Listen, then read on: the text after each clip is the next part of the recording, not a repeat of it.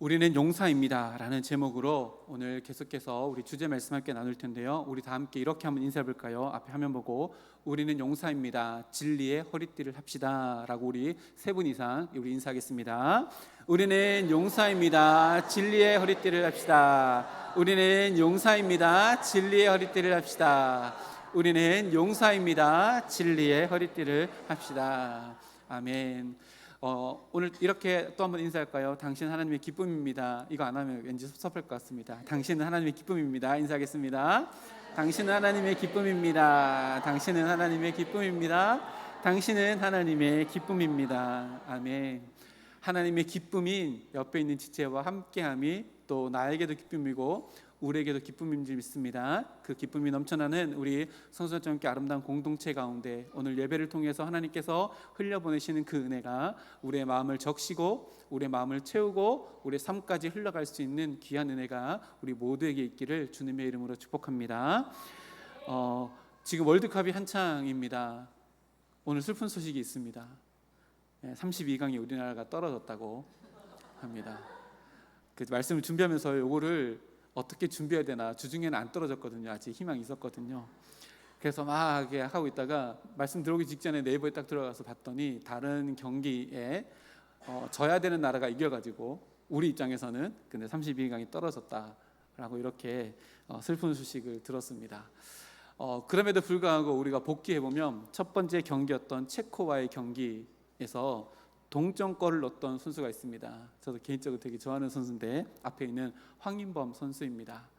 굉장히 꾸준하게 성실하게 잘 뛰는 선수 중에 한 사람인데요, 이날 역전골의 발판을 만든 동점골을 만든 이 황인범 선수가 그 경기에 최고 우수 선수 MOM, 맨 오브 더 매치 MOM을 받았습니다.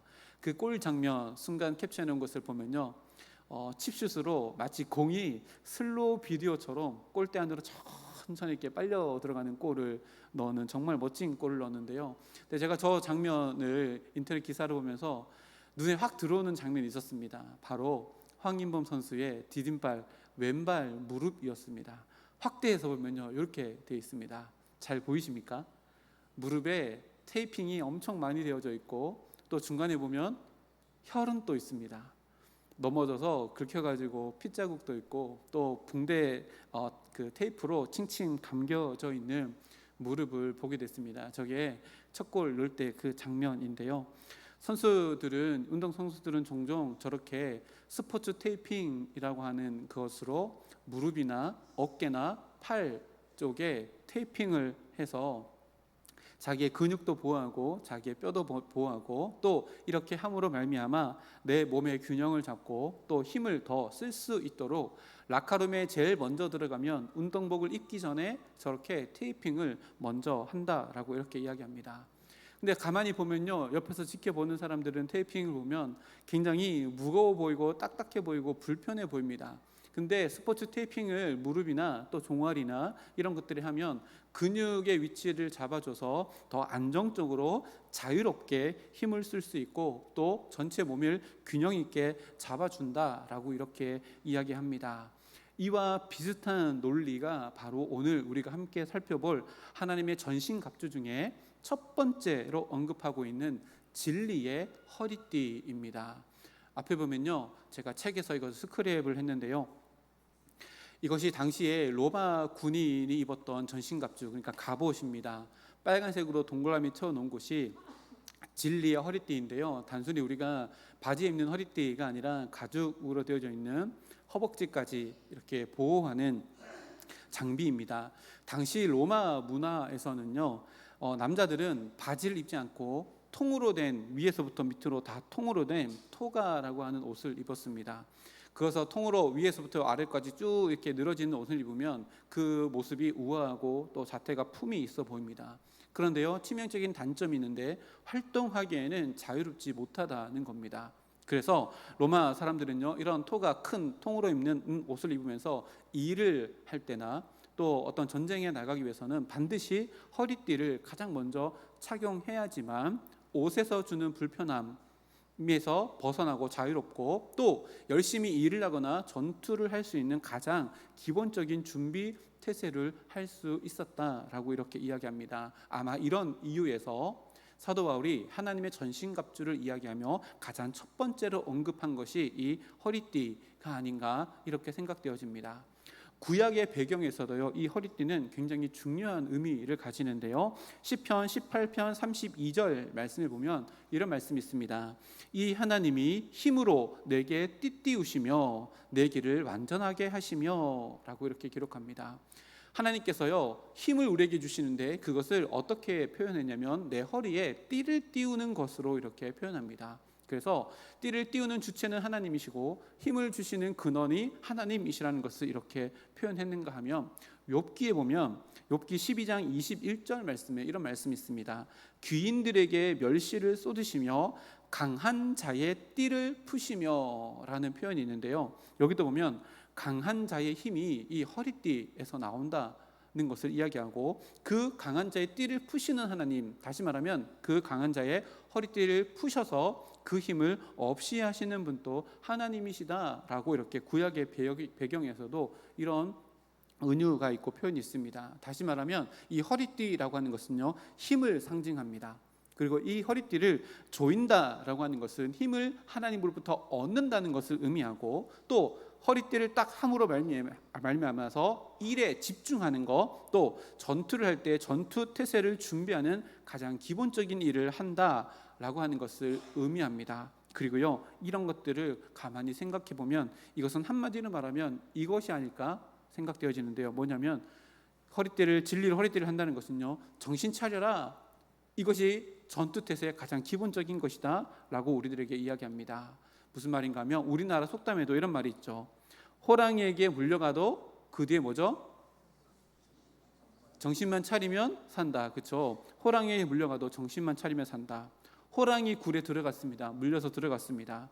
환경이 주는 위화감이 있지요. 그러면 그 환경에서 주는 위화감 때문에 우리는 정신을 못 차립니다. 그러나 그곳에서도 정신만 똑똑히 차리면 환경이 주는 위화감에 우리의 감정이 이끌려가는 인생이 아니라 내 머릿속에서 정신만 똑바로 차리면 그곳에서 벗어날 수 있다라고 하는 우리나라 속담인데요, 하나님을 믿는 우리들에게 사탄의 유혹이 난무한 이 세상은요, 마치 호랑이 굴과도 같습니다. 우리가 호랑이 굴 같은 험한 세상에 던져졌을 때 사탄이 노리는 것이 바로 이것입니다. 세상 가운데, 영적인 전쟁 가운데 딱 갔을 때 세상이 주는 모든 유혹들, 그런 공포심, 두려움 때문에 우리의 마음이 흔들리고 우리의 정신이 혼미해져서 그런 두려움과 공포심이 우리의 마음, 우리의 인생을 이끌어가게 하는 정신적인 공황 상태에 이르는 것을 사단이 원하고 바라는 바입니다. 요즘 표현을 해볼까요? 우리가 세상 속에서요, 영적인 멘붕 상태가 되는 겁니다. 멘탈이 완전히 붕괴되어지는 상황이지요. 두려움에 사로잡혀 마음의 옷자락을 풀어헤친 채 갈팡질팡하며 호랑이 밥이 될 수 있는 그 상황을 사단이 원하고 바란다는 겁니다. 그런데 오늘 속담에서 말하는 정신을 차린다는 것, 이것이 바로 오늘 본문 말씀에 있는 진리로 허리띠를 띠는 것과 그 의미가 매기상통합니다. 감정과 기분, 환경으로부터 지어지는 감정과 기분의 띠를 휘감아서 이리저리 휘둘리는 인생이 아니라 진리, 곧 하나님의 말씀으로 내 마음의 허리띠를 꽉 조이고 살아가는 것이 영적인 전투를 준비하는 가장 기본적인 것이다 라고 우리들에게 이야기합니다. 오늘 본문 말씀에 허리띠를 띠고라고 하는 헬라어가요, 치렁치렁한 옷자락을 걷어 올려 행동할 수 있는 준비를 하는 상태를 말하는데, 우리 지난주 오후 예배 때 베드로전서 1장 13절 말씀을 베드로 우리 강의 설교를 들으면서 함께 살펴봤는데요, 거기에 이런 말씀이 나옵니다. 그러므로 너희 마음의 허리를 동이고 근신하여 예수 그리스도께서 나타나실 때에 너에게 가져다 주실 은혜를 온전히 바랄지어다. 아멘. 지난주 오후 예배 때 이 말씀에 대해서 아주 상세히 살펴봤는데요, 우리의 마음의 허리를 동이고 근신하는 것, 이것이 바로 진리로 허리띠를 띠고 서 있는 것을 의미하는데, 한마디로 뭐래요? 기분과 감정에 휩싸이지 말고 정신 차리고 신앙을 붙들고 말씀을 붙들고 오늘 하루를 살아가라 라고 하는 겁니다. 근데요, 오늘 말씀과 우리가 함께 살펴봤던 우리나라 속담과요 결정적인 차이가 있습니다. 뭐냐면 우리나라 속담에서는요, 정신을 차려라, 이것은 인간의 자기가 가지고 있는 자제력, 자기가 가지고 있는 정신력, 의지를 가지고 정신을 차리라 라고 하는 세상의 이야기이지만, 오늘 본문 말씀, 성경 말씀은요, 너의 정신력은 너를 붙들 수 있는 한계가 있다. 그것이 아니라 진리가 너희의 허리를 단단히 조여매고, 너희의 감정과 기분이 아니라 진리가 너희의 삶을 이끌어 나갈 수 있도록 단단히 메어라 라고 우리들에게 말씀합니다. 제가 좋아하는 강해 설교 목사님 중에 마틴 로이드 존스라는 목사님이 있는데요, 이 목사님은 이 구절을 통해서 이렇게 이야기합니다. 인간의 의지와 결단은 사탄이라는 사자 앞에서는 한낱 종이장과 같다. 무슨 말을 하는 거예요? 내가 스스로 내 결단, 내 의지를 가지고 살아가면 종이장 찢어지듯 사단 앞에서 찢어지고 힘을 잃어버리게 된다는 것을 이야기합니다. C.S. 루이스는요, 최고의 걸작 중에 하나입니다. 꼭 한번 읽어보십시오. 순전한 기독교라고 하는 책인데요, 거기 보면 사탄이 이렇게 이야기합니다. 사탄이 우리를 공격하는 가장 흔한 방식은 대단한 이단 사상이 아니라 우리의 주의를 분산시켜서 정신을 산만하게 만드는 것이다 라고 이렇게 이야기합니다. 정신을 산만하게 만드는 것, 이것이요 사단의 가장 기본적인 전략이라는 겁니다. 그래서 사도 바울이 우리들에게 처음으로 하나님의 전신갑주를 소개하면서 준 것이 진리의 허리띠를 띠라, 다시 말하면 정신 차려라. 그런데 너의 의지로서가 아니라 하나님의 말씀을 붙들고 정신 차려라, 사단의 유혹에 넘어가지 말라, 우리들에게 이야기하고 있는 겁니다. 사탄은요, 우리의 감정이 만드는 생각이 네가 가지고 있는 진짜라고 믿도록 만듭니다. 그러나 감정과 기분이 만드는 생각은요, 가짜입니다. 진리가 만드는 생각, 진리가 만들어주는 의지가 진짜입니다. 사도 바울은 이것을 우리의 마음에 종려라 라고 이렇게 이야기하고 있는 겁니다. 또 제가 좋아하는 목사님인데요, 팀 켈러 목사님입니다. 2025년도에 돌아가셨는데요, 고통에 답하다라고 하는 시커멓게 두꺼운 책이 있는데, 그 책에 보면 고난의 굴에 들어갔을 때 인간이 스스로 정신을 차리려고 애쓰는 것은 한계가 있다. 마틴 로이드 존스 목사님이랑 똑같은 얘기하는 거죠. 우리에게는 내 속으로부터가 아니라 내 외부로부터 오는 절대적인 붙들어 주심이 필요하다라고 이야기합니다. 이게 뭐예요?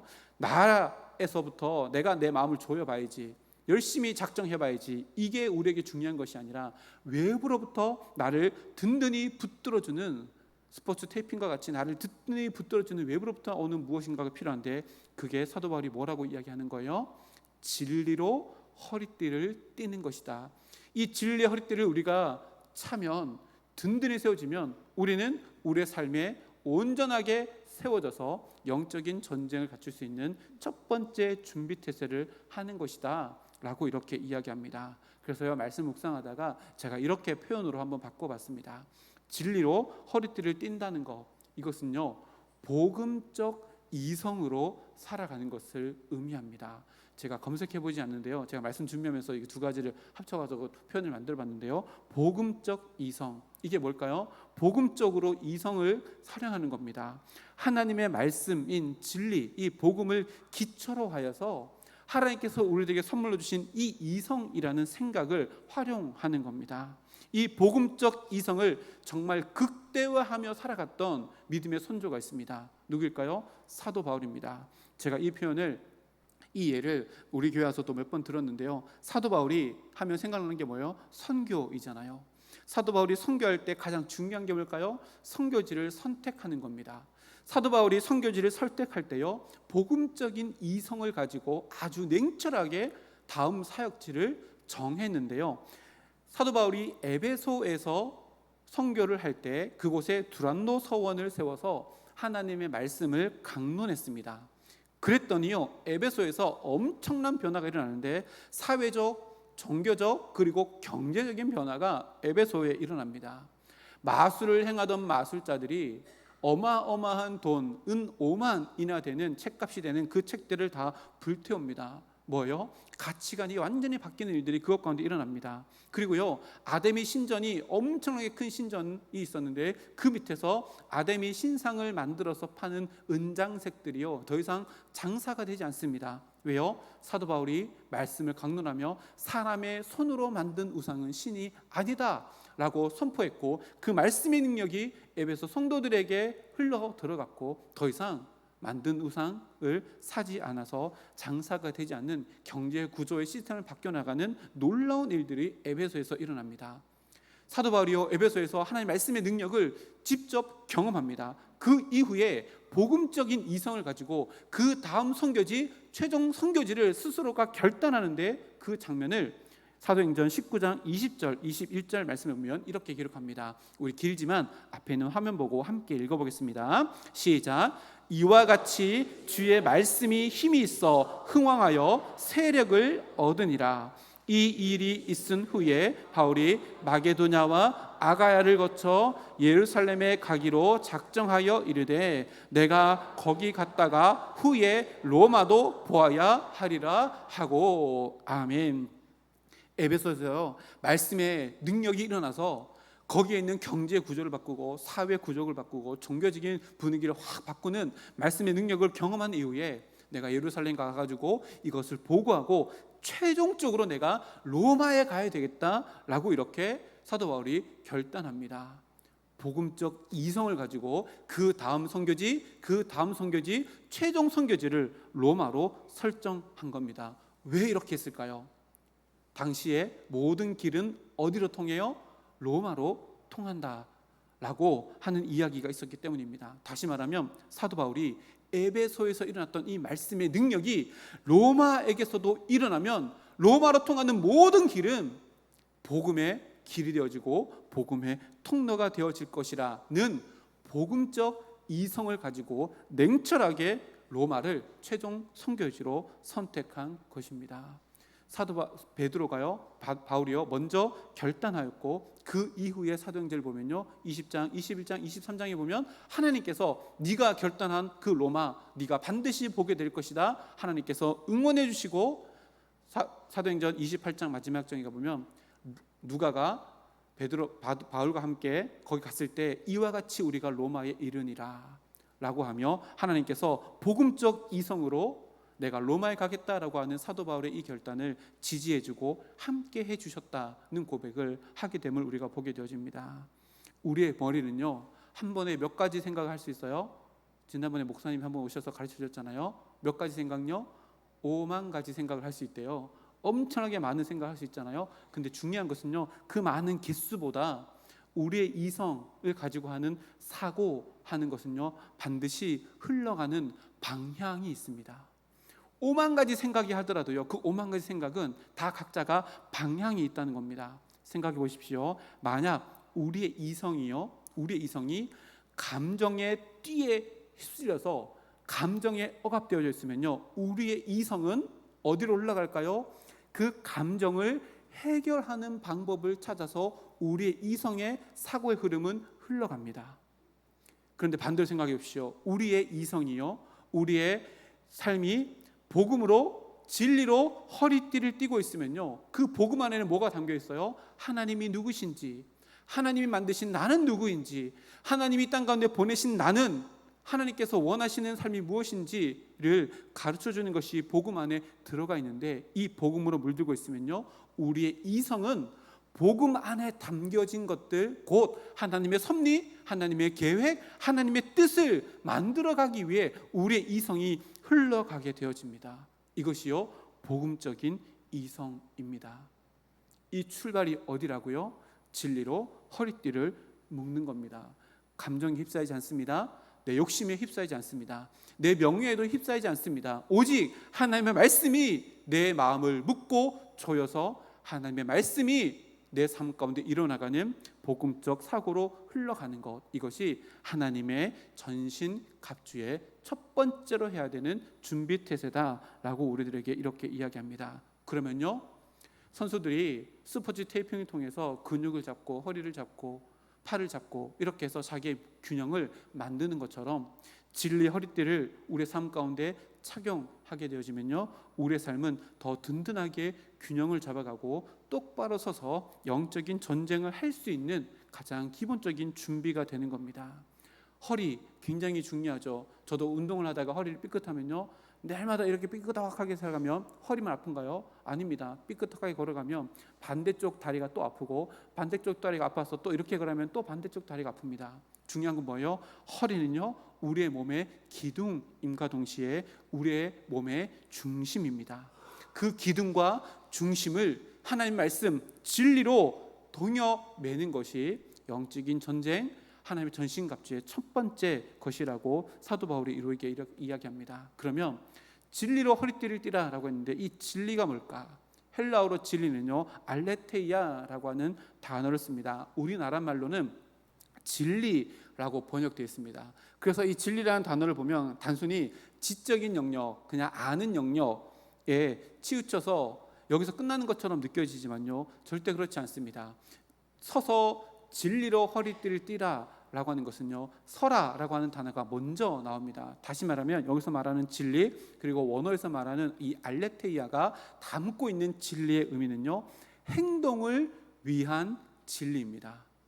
삶을 위한 진리가 아니라 행동하기 위해서, 제대로 행동하기 위해서 아는 것, 이것이요 알레테이아라고 하는 단어입니다. 그래서 이 단어는요, 그냥 단순히 머리의 영역에만 있는 것이 아니라 우리의 전 영역을 다 포함하는 겁니다.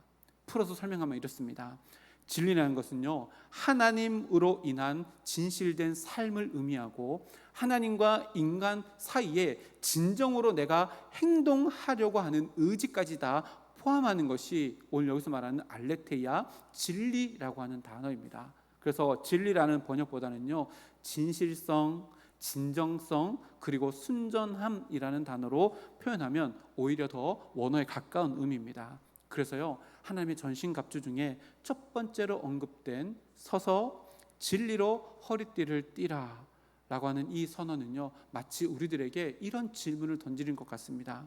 앞에 하면 한번 볼까요? 당신은 하나님의 백성으로 얼마나 하나님 앞에 진실된 삶을 살아가고 있습니까? 두 번째는요, 당신은 하나님의 용사로서 세상 속에서 얼마나 진정성 있는 삶을 살아가고 계십니까? 이것이 가장 기본이잖아요. 기본이 되어져 있습니까? 성도에게 기본은 뭡니까? 하나님 앞에서의 진실된 삶입니다. 성도의 기본이 뭡니까? 하나님과 사람 앞에서 내가 하나님의 백성이라는 진정성 있는 삶을 보여주는 겁니다. 바로 이런 질문들이요, 날마다 내 머릿속에서 복음적 이성으로 흘러가게 하는 것이 서서 진리로 허리띠를 띠는 영적인 무장의 가장 기본 자세라고 우리들에게 말씀하고 있는 겁니다. 우리는 이런 영적인 전쟁터에 나갈 가장 기본적인 자세가 준비되어져 있으십니까? 복음적 이성으로 사고하며 복음이 만드는 길을 걸어가고자 하는 성도로서, 그리고 용사로서 진정성 있는 삶을 지금 살아가려고 애쓰고 노력하고 있으십니까? 전신갑주의 첫 단추는요, 진리의 허리띠를 끼우는 건데, 이거 온전히 하고 있느냐? 우리들에게 계속해서 질문하는 겁니다. 하나님의 전신갑주 이 첫 번째는요, 진리의 허리띠를 띠는 겁니다. 이것을 하지 않으면요, 우리는 하나님의 용사로서 이 땅 가운데 살아갈 수 없다는 것을 의미합니다. 진리로 우리의 마음의 중심부인 마음의 허리띠를 동여매고, 하나님께서 우리의 힘이 되어주셔서 한 걸음 한 걸음 걸어가기 위해 복음적인 이성을 사용하고 있느냐, 우리들에게 질문하시는 겁니다. 좀 전에 읽었던 시편 말씀 우리 다시 한번 읽어볼까요? 시편 18편 32절 말씀 우리 앞에 화면에 있습니다. 함께 읽어보겠습니다. 시작. 하나님이 힘으로 내게 띠띠우시며 내 길을 완전하게 하시며. 아멘. 하나님이요, 힘으로 나에게 띠띠우시는 이것이 전신갑주의 첫 번째이고 영적인 전쟁을 하기 위한 가장 기본적인 준비 자세다라고 이렇게 이야기합니다. 그리고 그 뒤에 보니까요, 그렇게 살아갈 때 내 길이 완전하게 되어져서 하나님께서 기뻐하시는 인생을 살아갈 수 있다 우리들에게 이야기합니다. 이번 일주일 동안 이 띠가 우리의 마음에, 우리의 이성에 절대로 끊어지지 않도록 정염일 수 있는 우리들의 삶이 되기를 주님의 이름으로 축복합니다. 허리띠가 있습니다. 옷장에 걸어놓으면 흘러가는 내 바지를 붙잡을 수 있습니까? 아니요. 옷장에 걸려있는 허리띠는요, 무용지물입니다. 여기서 말하는 허리띠는 뭐라 그랬어요? 진리이잖아요. 진리이잖아요. 우리들의 적용해 볼까요? 이번 한 주간 동안 이렇게 했으면 좋겠는데요. 하나님의 말씀은요, 기록된 말씀은요, 기록된 대로 성경책에 덮어 놓으면 뭐예요? 옷장에 걸려있는 허리띠입니다. 바지는 계속 내려가는데 옷장에만 허리띠를 걸어놓으면 안 된단 말입니다. 기록된 이 말씀이 진리인데 이 진리를 우리의 마음에 종려매는 그 노력이 우리들에게 필요하다는 겁니다. 그래서 우리 오늘부터 또 전신갑주 이야기가 몇 주 동안 짧게는 7주, 한 8주 동안 계속 진행되어질 텐데요. 이 기간 동안 옷장에 걸려있는 허리띠를 내 마음속에 종려매겠다라는 결단을 하셨으면 좋겠습니다. 우리 지난주에 이거 노트 나눠드렸는데요. 우리 전신갑주 말씀 듣는 동안 에베소서를 필사해보기를 여러분들에게 도전드립니다. 제가 오늘 말씀을 준비하면서요, 어제 몇 자 적어봤거든요. 재밌습니다. 물론 팔은 아픕니다. 그런데요, 에베소서 말씀 증거하면서 이 말씀이 내 마음 가운데 내 행동을 하기 위한 진리로 내 마음 가운데 채워져 나가고, 복음적인 이성을 하여서 내 이성이 흘러가는 그것이 진리가 만들어가는 흐름이 될 수 있도록 말씀을 쓰고, 그 말씀이 내 허리, 마음의 허리를 동여매는 능력 있는 말씀, 하나님의 힘으로 나의 중심과 내 삶의 기둥을 든든히 받치는 그 삶이 되도록 이렇게 도전해 봤으면 좋겠습니다. 이번 한 주간 동안 먼저 도전해 보십시오. 노트를 펼치시고 에베소서를 펼치셔서 1절부터 한 절 한 절 기록하며 이 말씀이 내 삶 가운데 채워지기를 소망합니다. 기록하다 보면요, 이런 경험을 하게 됩니다. 내가 말씀을 기록하는 것 같지만 계속해서 기록하다 보면요, 그 반대를 경험합니다. 무슨 말일까요? 하나님의 말씀이 내 삶을 기록하고 있다는 것을 경험하게 되어집니다. 왜 그럴까요? 이 말씀은요, 살아있기 때문에 그렇습니다. 살아있는 말씀이요, 내 마음 가운데 들어오면요, 그냥 있지 않습니다.